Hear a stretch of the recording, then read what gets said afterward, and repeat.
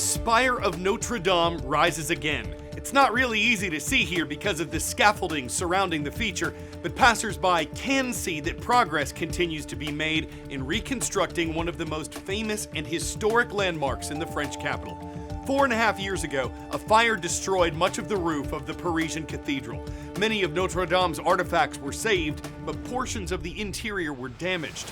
The spire, which had been added in the 1800s, was considerably younger than the church itself, whose foundation stone was laid in the 1100s. But experts are working to completely restore the cathedral, and the spire is considered a crucial part of that effort.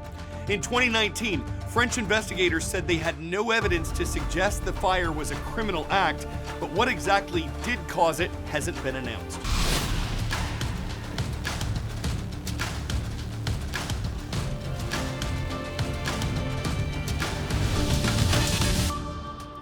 Hi, I'm Carl Azus for The World from A to Z. Great to have you watching as we wrap up our first November on the air. Speaking of things in the air, parts of the American Northeast are digging out from the region's first serious snowstorm of the season. More than 3 million people were impacted by a system that brought lake-effect snow to states around the Great Lakes. Seeing 3 inches of accumulation isn't unusual for this part of the country. Seeing that in an hour amid whiteout conditions as more than a foot of snow piled up in parts of New York State, now that's when things get problematic. Similar story in Erie County, Pennsylvania, all across western Michigan, and Cleveland, Ohio, where the state's Department of Transportation said even its plows were getting stuck in traffic. All of these places are at or near the shores of Lake Erie, Lake Michigan, and Lake Ontario, so they're prone to lake-effect snow when cold air passes over warm water, like with early cold fronts in fall and winter. Moisture rises from the lakes, forms clouds in the chilly air above, and those can release heaps of snow on the places they pass over. Warmer temperatures and rain are predicted for the region throughout the weekend, but it's only a matter of time before the next round of snow strikes. Meanwhile, the Municipal Water Authority of Aliquippa, which is located in western Pennsylvania, is dealing with another problem, a cyber attack, possibly from hackers in another part of the world. I'm surprised, but I'm not shocked. I mean, we've seen attacks from nation-state adversaries on a lot of our infrastructure. Pennsylvania Representative Chris DeLuzio reacting to one of the nation's latest critical system cyber attacks on an out-of-the-way municipal water authority in his state, in the city of Aliquippa, about 35 minutes northwest of Pittsburgh. Local officials say an automated control system manufactured by the Israeli-based company Unitronics shut down Friday. When it was rebooted, a message appeared on a monitor screen saying, "Our system had been hacked by legal right from the cyber avengers, down with Israel." The Department of Homeland Security is now investigating the attack by the self-proclaimed cyber avengers. Federal officials say it's a pro-Iran anti-Israeli group that has claimed several similar attacks on X, formerly Twitter. Aliquippa authorities confirmed that no customers lost water service, as workers were able to operate the affected system manually. But it's one of several U.S. infrastructure alarm bells in recent days. Since Thanksgiving Day, several hospitals in East Texas and New Jersey have been forced to scale back patient care after separate suspected ransomware attacks crippled critical technology systems. Authorities in both states are working with federal investigators to find out what happened and resume full operations. We've got to make sure we're giving local governments and state governments the means to protect themselves against bad actors who are sophisticated, countries like Iran, China, North Korea. I'm Laura Aguirre reporting. World of knowledge. From which of these countries did New Zealand gain its independence in 1907?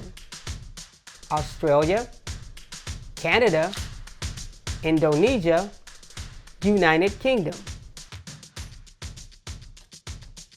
Though its flag looks very similar to Australia's, New Zealand's design also bears the Union Jack, the flag of the United Kingdom, for which it gained its independence. Should mobile phones be banned in schools? That's one of many actions New Zealand's new Prime Minister is planning to take as he begins his term. Christopher Luxon's conservative government has replaced a liberal one, according to the Associated Press. The new leader is changing the nation's policies on banking, future tobacco restrictions, ethnic issues, And on education, Prime Minister Luxon plans to require schools to commit an hour to teaching reading, writing, and arithmetic daily, and he plans to make it so students can't use cell phones. In the past, supporters of phone use in schools have said they're needed for safety and that they can serve as educational tools if used the right way. Critics have said cell phones are a distraction that don't help students learn and that they shouldn't have unlimited rights to them on campus. Now, we're not taking a side here, and we don't know how far the ban will go. Will students be allowed to carry them but not use them? Would they have to turn them in or just not bring them at all? That's not set yet. But at youtube.com/@theworlda2z, we'd love for you teachers to share your class's thoughts on phone use in schools. We've only mentioned the Centennial State a couple times so far this season. That's Colorado, and that's where Mr. Jason's class is watching from Crossroads Transition Center. Hello to everyone in the community of Aurora. From there, we're jumping over to Caldwell, Idaho, the Gem State. Great to see my friends at Vision Charter School watching from Mrs. War's class.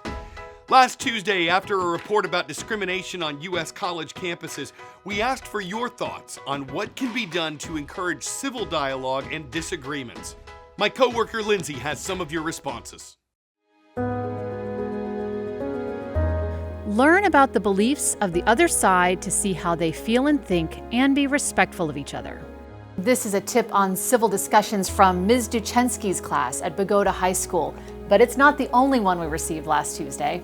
Ms. Bisha said, "My students ask good questions, and I work hard to bring nuance and describe different perspectives, but this has been one of the hardest times I can remember." Her comment speaks to the deep divisions people have over this issue. A student in Mr. Carpenter's class at North High School says, "It just comes down to respecting other people's opinions. You may not agree, and you don't have to change what you believe, you just have to listen." And Ms. L told us, "Students sit in a weekly talking circle, and we agree upon a set of guidelines to ensure everyone feels safe and comfortable to share out. It is highly effective." Thank you for your insight on how people can express their thoughts without attacking others, and even agree to disagree respectfully. I'm Lindsay Wolfgang Mast for The World from A to Z. On this date in world history. Goal! The first official international soccer game was played on November 30th in 1872. It was held in Glasgow between England and Scotland. Those teams had faced each other before starting in 1870, but FIFA didn't recognize those matches as official. In the one that was, England and Scotland tied 0-0. On November 30th, 1876, an archaeologist named Heinrich Schliemann reported finding an ancient mask while excavating a site in Mycenae, which is in modern-day Greece. The discovery was said to be the gold mask of Agamemnon, referring to a mythical Mycenaean king. There's a lot of controversy over whether the mask is authentic, but it has been described as the Mona Lisa of prehistory. Gonna wrap things up today with what could be described as a pretty giraffeable addition to the Oakland Zoo. The Oakland Zoo's baby giraffe almost has her sea legs. This is one of her last hurdles to drink from the moat. They have to spread their front feet, sort of like a V. Almost, but not quite. Still, this 6-week-old giraffe named Kendi has come a long way fast. Even when she was still inside Mom's belly, those legs were kicking. Watch her kick again. Kendi actually stood up for the first time the same day she was born. They're kind of like they're made of spaghetti noodles at first. But they learned to stand quickly to escape predators. She already runs like a champ and has even started kicking. So they have the ability to kick in all 4 directions at the same time with all 4 legs. Her legs may look spindly, but they're flexible and bendy. In some ways, they're very much like little yoga masters.